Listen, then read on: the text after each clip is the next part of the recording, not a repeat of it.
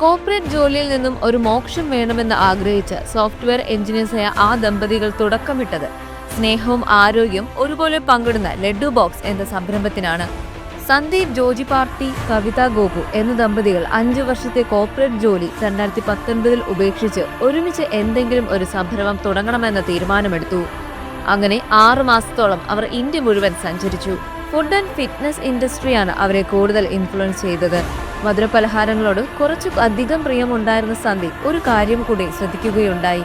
മധുരപലഹാരങ്ങൾ കേടുകൂടാതിരിക്കാനായി അതിമാരകമായ വിഷമാണ് പ്രിസർവേറ്റീവ്സായി ഉപയോഗിച്ചിരുന്നത് എന്ന്. ആ ചിന്തയിൽ നിന്നാണ് ആഡഡ് ഷുഗറും പ്രിസർവേറ്റീവ്സും ഇല്ലാതെ മധുരപലഹാരങ്ങൾ ആളുകൾക്ക് നൽകാം എന്ന തീരുമാനത്തിലേക്ക് എത്തിയത്. അങ്ങനെ 2020 1 ലക്ഷം രൂപ ഇൻവെസ്റ്റ്മെന്റിൽ ലഡ്ഡു ബോക്സ് എന്ന സംരംഭത്തിന് തുടക്കം കുറിച്ചു. 4 പ്രൊഡക്ട്സിൽ നിന്നും ഇന്ന് 15 വ്യത്യസ്തമായ ഹെൽത്തി സ്വീറ്റ്സ് നൽകിക്കൊണ്ട് ലഡ്ഡു ബോക്സ് വളരെ സക്സസ് ആയി മാറി.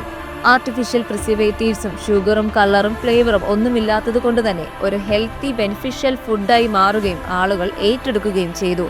ഇന്ന് 2 കോടിയുടെ ആനുവൽ ടേൺ ഓവറുമായി ലഡ്ഡു ബോക്സ് എന്ന സംരംഭം അതിവിജയകരമായി മുന്നേറുന്നു.